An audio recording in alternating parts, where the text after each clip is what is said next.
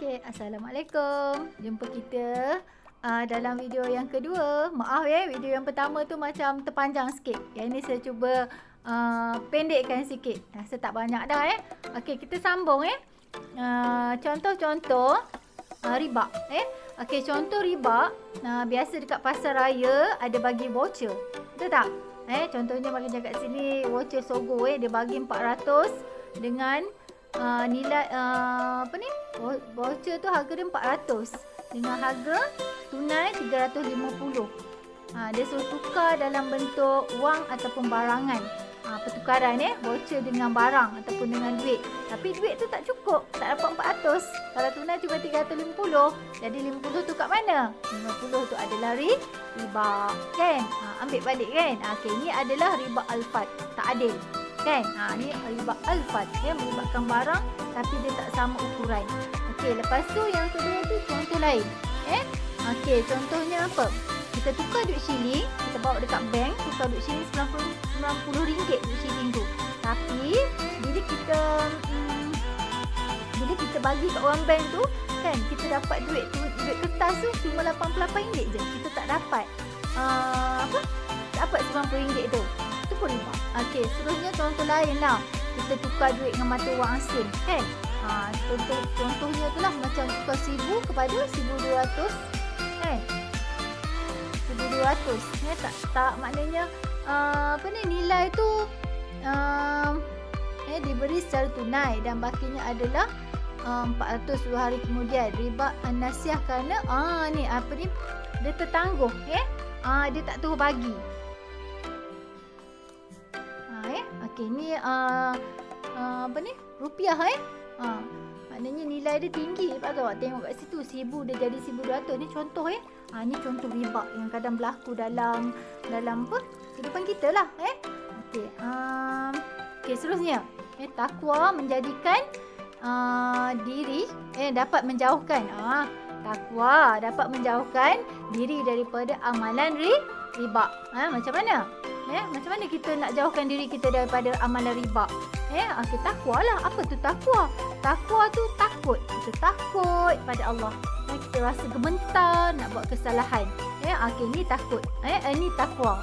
Takwa tu maksudnya takut. Takut pada siapa? Takut pada Allah. Okey, jadinya bila kita ada sifat takwa, lahirlah kepatuhan yang menyeluruh terhadap semua suruhan dan larangan Allah. Kita akan buat. Dia patuh. Okey, yang kedua, memandu manusia supaya berlaku adil dalam sebarang muamalat. Orang yang beriman, orang yang bertakwa, dia akan buat benda yang betul. Dia tak akan buat benda yang menyalahi dalam muamalat. Muamalat ni dalam perhubungan kita lah.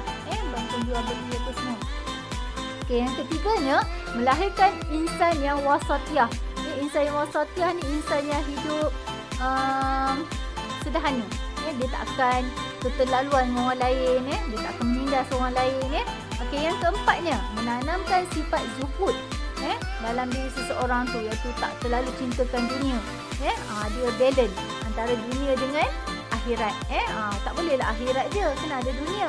Tak boleh dunia je, kena ada akhirat. Maknanya kena adil dua tu, kena sama rata. Tapi sebenarnya kita kena lebih ke akhirat lah. Dunia ni cuma sementara. Itu dia kata jangan cintakan dunia ni sampai melampau-lampau. Okey, seterusnya. Okey, ni keputusan yang pernah Majlis Fatwa Negeri keputusan Majlis Fatwa Negeri bagi setiap negeri tu berbeza. Tentang apa ni? Tentang ASB, Amanah Saham. Amanah Saham Bumi Putra. Kalau saya tak silap kalau saya tak salah Okey. ASB ni biasa orang simpan duit nanti akan dapat keuntungan. Kadang-kadang keuntungan tu banyak sangat. Dia tengok pada keuntungan. Pelaburan ni sebenarnya ada yang kata haram, ada yang kata harus, ada yang kata tak halal. Tengok pada negeri. Adalah sebab-sebab dia. Okey, tu pada ulama-ulama fatwa. Itu pun tengoklah tahun dia.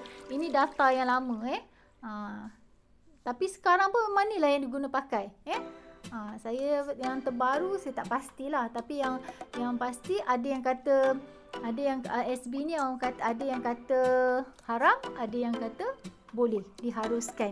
Okey, tu adalah bergantung pada negeri dan masing-masing lah, pada diri kita lah. Kalau kita rasa was-was, tak perlulah. Ada banyak lagi tempat kalau kita nak labur, kan? lah. ASB ni kalau betul-betul laba memang dia akan banyak dapat keuntungan. Tu yang dikata haram. Okey, last tajuk. Okey, nak habis dah. Okey, kepentingan. Kenapa Allah suruh kita jauhkan riba? Okey, kenapa? Kenapa riba tu haram? Kenapa Allah tak bagi kita buat ambil riba? Kan, amalkan riba dalam kehidupan, kena jauhkan. Yang pertama, amalan riba ni, amalan riba merupakan perbuatan kita ambil hak orang lain.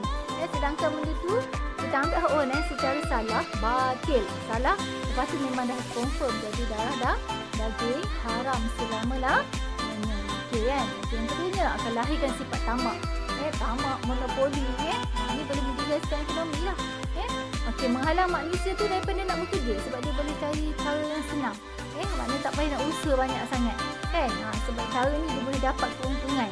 Okey, lepas tu golongan yang ditindas akan semakin miskin.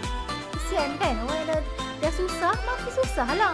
Dah lah nak dapat duit bayar hutang susah. Sebab tu lah dia berhutang. Ini pula kena bunga. Bunga tu riba. Yang saya sebut tadi. Yang kaya tambah kaya, yang susah tambah susah. Kan? Okey.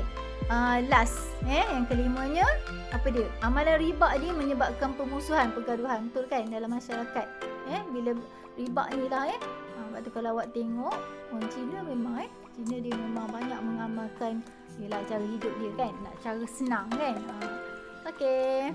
Untuk tajuk kepentingan. Last. Habis dah. Tajuk kita tentang riba. Okey, saya harap boleh faham. Okey, saya harap kamu boleh faham daripada apa yang tajuk riba ni lah. Untuk ayat hukum ni, setiap ayat hukum saya dah pesan. Yang pertamanya, kena hafal apa? Kena hafal. Ni kena hafal riba ada berapa bahagian. Okey, riba ni ada 2 bahagian. Riba apa? An-nasa, riba al-fat, riba al-jahiliyah, riba al-fat. Ingat ni. Ni cabang dia ni.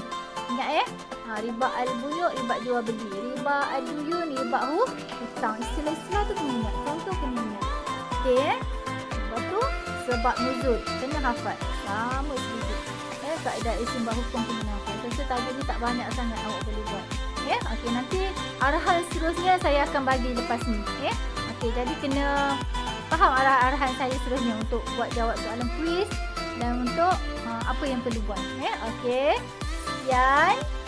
Sekian untuk